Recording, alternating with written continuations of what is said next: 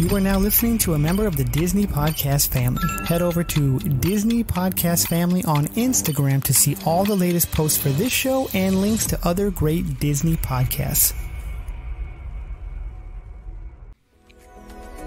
Melissa Pilgrim is our choice for your next Disney vacation.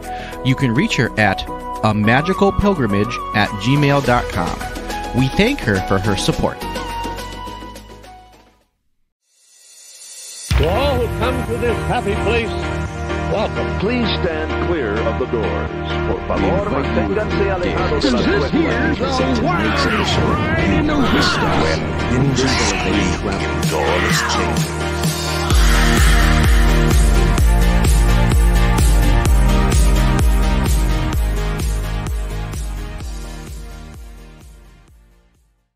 So today on Miles from Main Street, I'm here with my beautiful wife, Tammy. Hello. She's helping me out this week while Mikhailo is still busy. We actually just got back from a trip to Mount Rushmore, so we've been busy too. But we're going to talk about our Mount Rushmore. I thought it was kind of fitting. So we'll talk about resorts, rides, and restaurants. But before we get into that, a little thing called D23 Fan Event, it used to be the Expo, happened this past weekend. It did?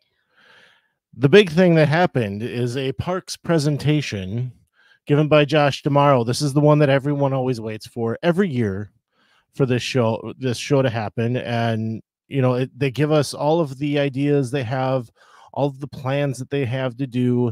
The last couple of years when they've done this presentation, it's been blue sky, just some ideas that they have that they're working, you know, nothing concrete.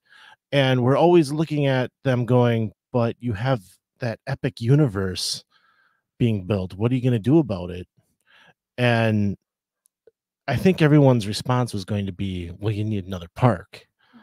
I've been skeptic of that. You've heard me on the show in the past say that I don't think they need another park yet. But you know, we'll get there at some point. Right now, I think the ideas that they've come up with are an answer to Epic Universe. Yeah, if they actually execute them all in a timely fashion. That's the question, right? Is it going to be timely?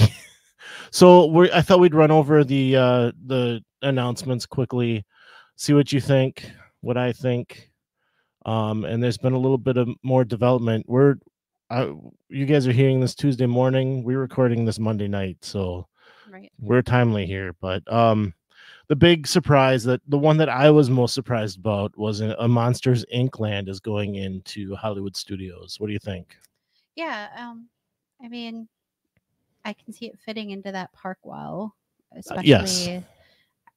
if they're putting it back in the Toy Story Pixar area. I don't know, like it looks super cool. I'm excited for it. I mean, why would you not want to ride where you could zoom through the doors if you're doing Monsters Inc? Right. Like, that's one of the coolest things about that movie, I think, is that any door you go through, you're in a different place. Right. And I think I know that the Doors ride, and this is the Doors coaster. If you remember the movie, the doors you can go into a door and end up anywhere. That's how they find Boo in the movie. They're going to do that. They're going to have the claw that picks up the door. You're going to be flying through this, and it's been an idea for quite some time. I know there was an Imagineer, and I am forgetting who it was at this point. I want to say it's Kevin Rafferty, but he had an idea for this door ride initially and took it to management, and they said, no, right now we can't do that. We need a smaller ride, because we all know that every ride at Hollywood Studios is pretty much e-ticket, right? Mm-hmm. So I know this has been an idea been going around for a while, and I hope it really gets going and it happens. I'm worried about where it's going. I don't know. We might be losing Muppets for good. I hope not.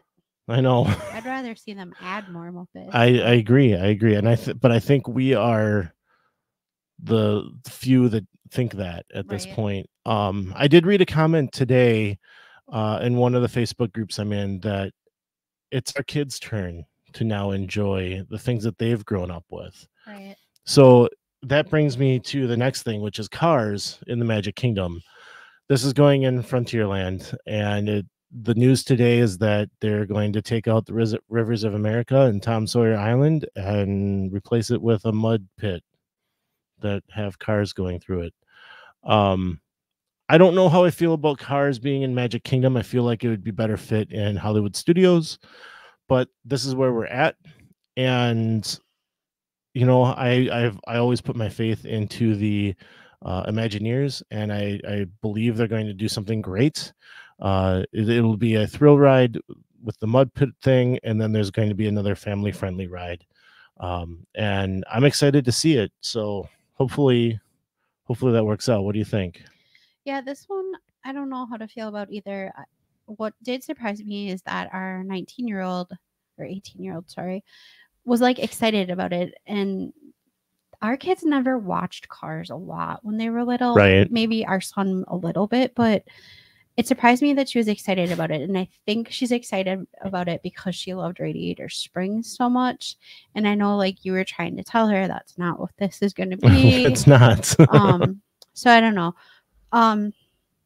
I love Tom Sawyer's Island. Like, that's one of the things I remember a lot from being younger and going to Disney. It was exploring Tom Sawyer's Island with my parents. So, like, I'm a little sad about that, but also I can see why. Like, it needed a change. I don't think a lot of people were utilizing that space. No. So. No, and that's the big thing going on right now at specifically Magic Kingdom in Hollywood Studios is they need more capacity. They need more things for people to do. And the riverboat and the Tom Sawyer Island, people aren't using that, right? Right. So they need to just kind of let that go because it's time for our kids. And I love that person that said that that it's time for our kids to get to live their memories and their movies. So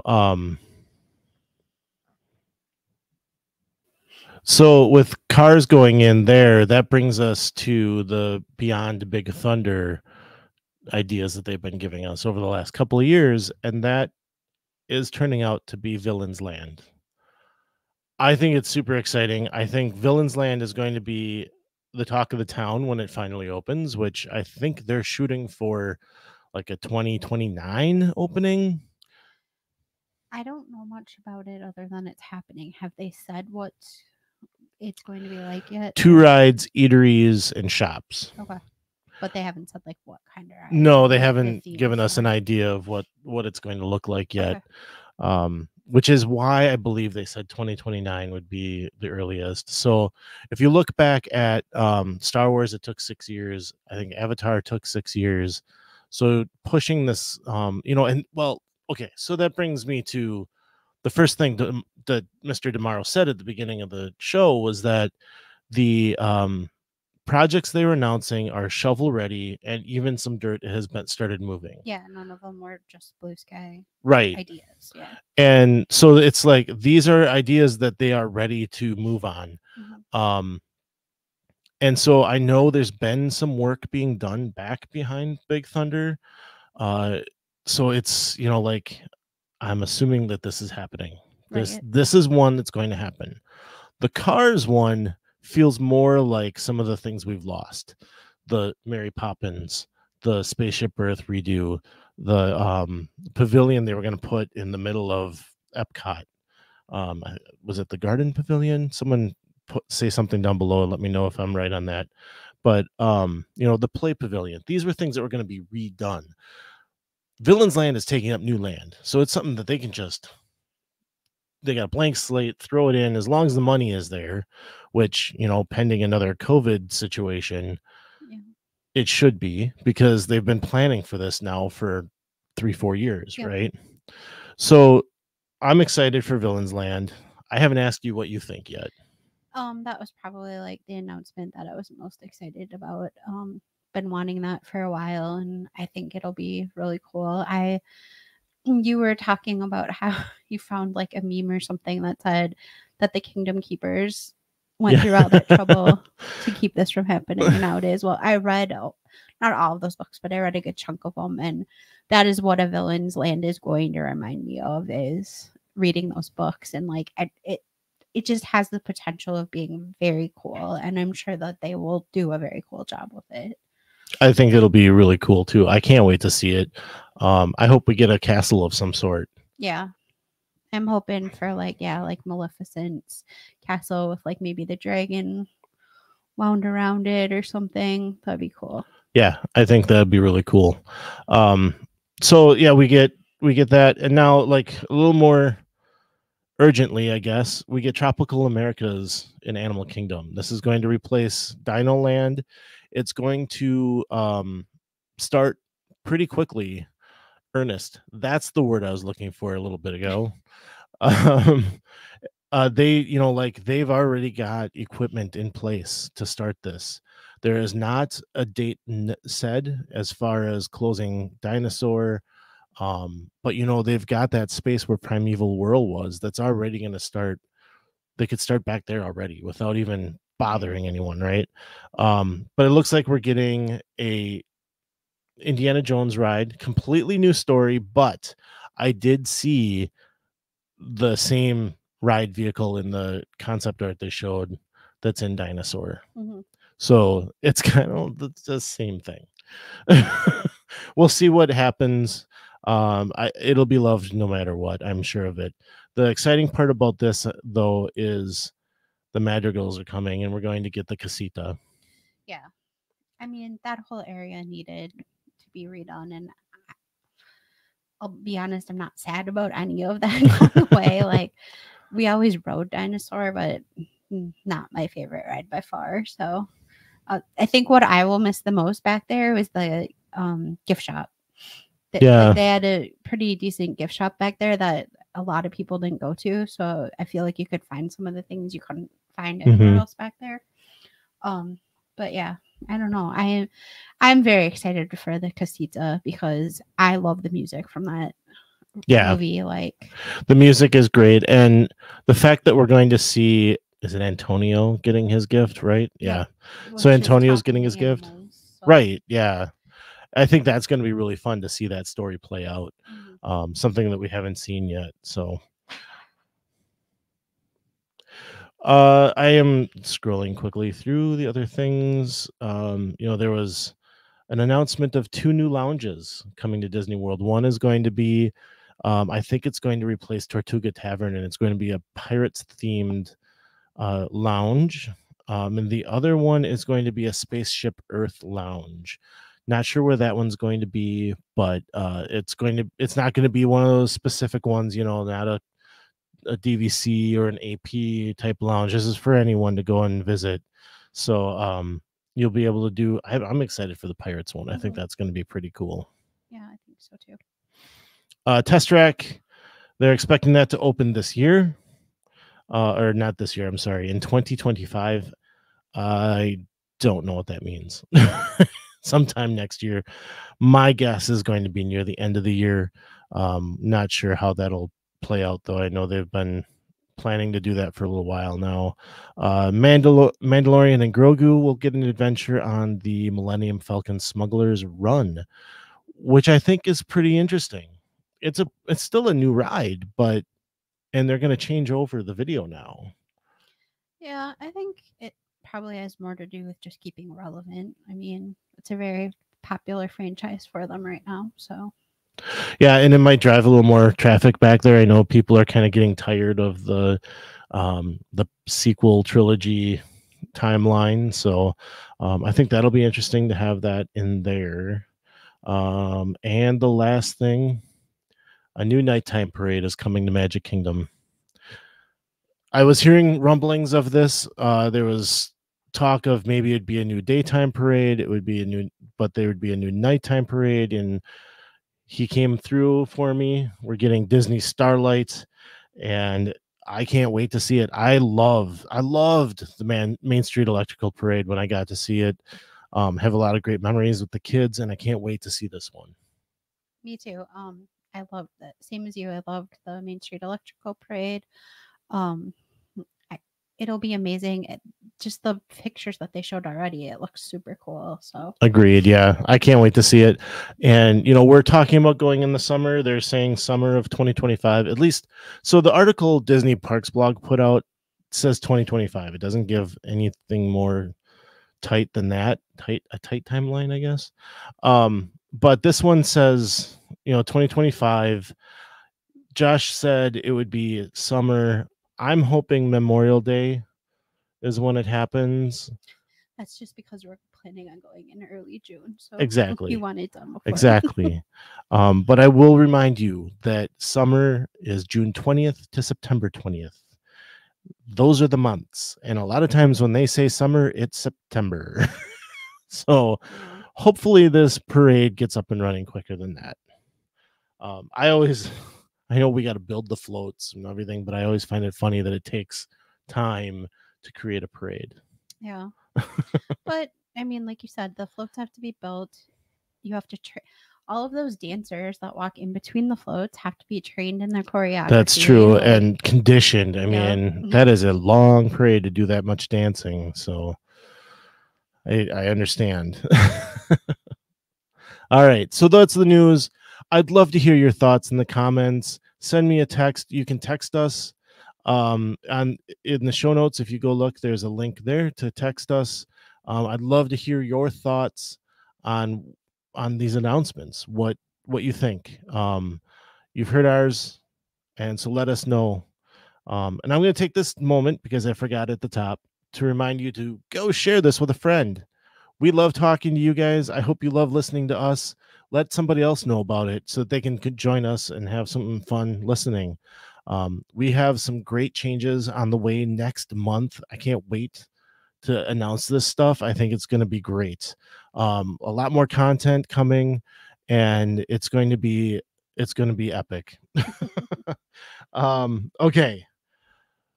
We went to the Black Hills of South Dakota. We're in Green Bay, Wisconsin. So it's basically 3 states away, because we're crossing all of Wisconsin, Minnesota, and South Dakota. So it's a good 12-hour journey by car, dragging my camper the whole way. And it was stressful at times. A lot of hills that I was pulling that thing through. And then after we set up camp, we were driving around. We did the Needles Highway. We did Custer State Park. We drove through mountains by Mount Rushmore a lot. Yep. And some of these drives, you're looking down a cliff as you're going around the corner. So it's kind of stressful. But on the way home, after visiting Mount Rushmore, I thought, I believe, and I didn't go back and look, but I'm pretty sure Mikhailo and I at some point talked about our Mount Rushmore of Disney in some fashion. But Tammy wasn't here for that. And it got me thinking about what I had learned about Mount Rushmore and how we could apply that to Disney. So we're going to stick specifically to Disney World. Yep. And I'm going to give you a quick history lesson on Mount Rushmore. Okay, so you've got George Washington, and he was picked because he's the father of our country. He was the first president and led our revolution. Yep. So he is up there. Next to him is Thomas Jefferson, who wrote the Declaration of Independence, the one thing we kind of hold sacred to our country. And next to him is Teddy Roosevelt. I don't know why they're out of order. I don't know either. They didn't say. But Teddy Roosevelt was picked because he's basically the creator of our national park system, which is why we get to have a Mount Rushmore. Then next to him is Abraham Lincoln, who was chosen because of his advancements during the Civil War and the freeing of slaves. Yes. So in that vein, with that idea in mind, I said, let's do a Mount Rushmore of Disney World. We're going to break it up. We're going to do our rides. We're going to do resorts, and we're going to do restaurants. And with the idea of why the presidents were chosen for Mount Rushmore, I thought we'd try to do that with this. So it's not necessarily our top 4, our best 4, right? At least for me. I'm thinking more along the lines of what would you put on a Mount Rushmore that means the most to Disney World? Right. So I'll start if you would like. Sure. Okay. So rides. The first one I'll put up here, and this is strictly Disney World and Disney World alone, which made it difficult because there are rides at Disneyland that if it was just Disney, I would probably add. Right. Okay. So thinking father of our country type of thing, I've got 2 ideas there. I'm going to pick Tiki Room as the first one. And I'm not going to categorize each pick. I'm just going to say this is why they're on there.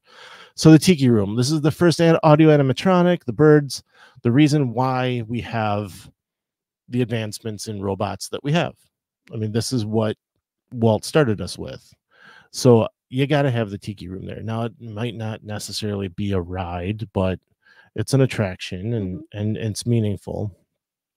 The next piece of my puzzle would be the Carousel of Progress, because the 1964 World's Fair was a large piece of history to Disney, and this was originally there at that. There's a reason why this is still around, the advancements that were created because of it. So we have Tiki Room, Carousel of Progress. Those are giving us the big audio animatronic pieces. Yep. All right. So the next piece for me is what else harkens back to Mr. Walt Disney. Okay. And that's going to be Mickey and Minnie's Runaway Railway. Because what better way to talk about where it all began than with the mouse? And I don't know that we'd have a Disney without Mickey Mouse at this point. The largest licensed character ever, and you know, he's important to everything. And it's an incredible ride. It has great advancements from the ride technology that's in there, you know, the trackless ride system, and just the amount I love it, plain and simple. So and then finally Rise of the Resistance, and that's basically because this is the most technical ride there at Disney World. I know Frozen's open over in Tokyo, and there's a lot of talk about how awesome that is, but we're not talking about Tokyo, we're talking about Disney World. Right? So those are my 4: the Carousel of Progress, Tiki Room, Mickey and Minnie's Runaway Railway. That's always such a mouthful. And then finally Rise of the Resistance. Okay. For all those reasons I said. I don't disagree with you. I don't match you at all. No. Which is surprising to me. We did not talk about this at all Yeah. beforehand. So I'm excited to hear what you've chosen. So in no particular order, I've chosen It's a Small World. I had that in my head as well. It's been around forever. It's iconic Disney to me. It's got all the Mary Blair outfits. I have to ride it whenever we go. Like, I mean, you're right. It's iconic. Yeah. It's been around forever. It's another one of those World's Fair projects. right. And to me, part of the reason I like it Mhm. is talk about an all-inclusive ride ahead of its time. Like that's a big deal right now to be all-inclusive, and that ride has been promoting that for years. Exactly. Like, Yep. I just think that's awesome how it's like stood through the Test of time. Test of time. Yes, that's the words I was looking for. So yeah, that one. Haunted Mansion. So my reasoning for Haunted Mansion is a little bit different, because with that one I kind of thought about how you have the 4 different people on Mount Rushmore. Yeah. And with Haunted Mansion, you're gonna have to help me because you know I'm awful with like the history stuff, but it's Oh, that was my fault. I hit a button. Hang on. And we're back. That was my fault. I was shifting my foot and I tapped a button and you just wanted a spooky atmosphere. I did, yes. So my reasoning was a little bit different because I thought about how the 4 people on Mount Rushmore, and I thought about how it was Claude Coates, Mark Davis, and they both had like different ideas. Like one wanted it to be spooky, one wanted it to be funny, and then Xavier Atencio. Yeah, Atencio. Yeah. Like combined both ideas together and kind of made it a combo. And then you've got what's her name in the crystal ball? Leota Tombs. Yeah. Yeah.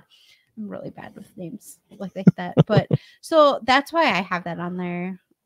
Just because it kind of reminded me of Mount Rushmore, how there was all these different ideas and they combined them together. Plus, it's like one of my favorite rides. So that's the reason why. So Mark Davis is the funny part at the end. Ken Anderson actually brought a lot of the ideas at the beginning. Okay. So yeah, you were good. Good job. Good job. Thanks. Yes. Next I have the safari. Okay. Safari. Do you wanna know why? Of course I want to know why. Because if you know anything about Walt Disney, which you know way more than I do, he was very big into conservation. Mm-hmm. And what better ride to exhibit that than the safari? Like, I think he would be very proud of what that safari is, because Jungle Cruise, he wanted it to be live animals, but they couldn't make it happen. And now they basically have that, but on a much grander scale. So just something that I think reminds me of him and something that he would be really excited about if he was still here. I love that we're kind of on the same wavelength of history and what this stuff is really doing for the company and for the parks. Yeah. I had a really hard time with my 4th one. And I still. Are you like waffling right now? Like, I don't know what to choose. No, I know what I'm going to say. It's just that I don't want to say it. Uh-oh. Space Mountain. Okay. All right. And it again goes back to like that he was so futuristic. He liked, space, discovering new things and stuff. Mm-hmm. And again, that I personally do not like that ride. I think it's jerky. I don't care if I really ever ride it again. Will I ride it again? Probably. But that just kind of reminds me of him. The one I was going back and forth with for that was Spaceship Earth, kind of for the same reasons. But like that ride is just super boring. Like if I had to pick between the two, I'd pick Space Mountain. Don't tell the Phoenicians. I know. Sorry. No, I love the ideas that you have, and I wish we would have gotten you on Space Mountain at Disneyland because it's so much smoother. And if you're a Disneyland person and haven't ridden Space Mountain at Disney World, think of riding the Matterhorn. Same idea. Yeah, but I liked the Matterhorn, so I don't know. Yeah, I did too. I don't know. You've had so many bad experiences that you come off sore and achy that I can understand that. Yeah. So do not ride it as big as I am with a popcorn bucket. I think that's what did me in with that ride is I had a popcorn bucket like wedged against my knee, and it was the most uncomfortable ride I've ever had. Yeah. Well, they're trying to get you in there quickly and get moving, and it's stressful. Yeah. All right. So do you want to go first with resorts? Sure. Okay. Again, in no particular order. No particular order. Contemporary. Okay. One of my favorites, we stayed there, Loved our stay. I love that the monorail goes through it. Mm-hmm. I think it's got the most amazing gift shop. Mm-hmm. It has Chef Mickey's, Yep. which is a great restaurant. Sure is. Has California Grill, which is a fantastic restaurant. I'm right there with you. It's got history because it's been around the whole time. Day one. Yep. So that's why. That's why. Perfect. Art of animation. Okay. My reasoning for that one is you've got the two modes of transportation, the buses and the Skyliner, which is nice. And I like it's very Disney heavy in its theming. So like you feel like you're in a movie, which I love the deluxe resorts, but I also really like being surrounded by like all the stuff and the colors. Yes. And I like that they have the suites there, so it's a better option for a bigger family, which we have. So that's my reasoning for that one. The Polynesian, because again, been around since like day one ish. Yep. Right. Yep. Thought I would like staying there more than I actually did, but I still think it's a great resort. I just think they need to bring some more stuff back to it yet. Mm-hmm. But it's beautiful. Like it's with all the palm trees and stuff. You can watch Happily Ever After from the beach. Again, you have the monorail for your transportation, which is great. So that's my pick for that one. The artwork too around the building is like, I don't know, like you knew an artist that had some of them. Yeah, friend of the show. We had them on last summer. Yeah. Tom Thirdarson. So back in the old days of the lobby, they had his paintings up behind the front desk, and they also made prints of them and had them all over the resort. But when they redid the resort, they took those prints down. I would love to get my hands on one of them. But they kept the originals. And if you walk out of the elevator the next time you're heading to Ohana for dinner, you walk out of the elevator on that second floor, there's two paintings right there in front of you as you walk out. Those are Tom's. And I actually messaged him and said, I found them, because he wasn't sure where they were.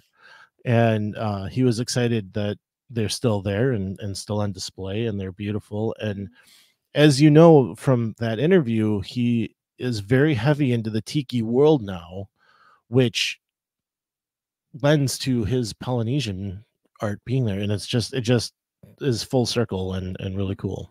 And speaking of Ohana, Tambu Lounge, like those are the other reasons too for picking it. Like it's got great restaurant options. I don't love the gift shops there as much as I do at the Contemporary, but it depends what you're looking for. Like if you're looking for like some Polynesian tiki inspired stuff, they have some pretty cool stuff in there. They do. Gift shop, you can mail a coconut, which we did one time, like just some more unique options. It's actually sitting up here above this on this shelf. You can't see it, sorry. And then my fourth resort is the Wilderness Lodge. I thought about why. Partly it's just I like it, but it has Artist Point in it, which I think is a good restaurant. And I think it kind of reminds me of we've gone to Marceline and like saw the barn and saw like the town where he grew up, and it's just kind of rustic there, and like that's kind of what that resort reminds me of, is like the rustic and the old trains and all that kind of stuff that Disney was into. Yeah, and it's got the train room, right? And stuff, yeah. Right, yeah. So those are great picks, and I'll tell you my four. Contemporary, because it's old and it's original. Polynesian, because it's old and original. But those two, so the Contemporary fits because if we want to push it back to Walt Disney, that's the one spot that we know he stood. Right. Was out on the water bank there. But that was an advancement in architecture, the way that they built the rooms offsite and then slid them into place. That was just a way that they, that he was pushing technology. He also loved Hawaii and the Polynesian culture and all of that. So that's why Polynesian works so well and fits so well. And those were my first two picks. The next one goes to French Quarter. And again, that's a nod to Disney because he absolutely loved New Orleans. He went there. That's where the bird was found that was created, the Tiki Room birds. You know, he loved going there. He loved the food, all of that. So having a resort that's a French Quarter resort fits right in. Finally, I picked Art of Animation. And again, I was trying to fill in all three levels of resorts, but the Art of Animation is that value level. And like you said, you've got a little bit more than you would get with an all-star, right? Yep. So we were kind of the same on those, but I threw the French Quarter in there because I like it. All right. Last one is restaurants. Mm-hmm. I'm going to start this one. Go for it. All right. My first one's going to be Chef Mickey, and that is simply because I believe it is the quintessential character breakfast meal. And every family that says, where should we go get a character meal? That's where I send them. It's the perfect place, the one place that you should go. The next one on my list is Artist Point. Yet another character meal, but it's more upscale. You get a nicer meal, you pay a little more.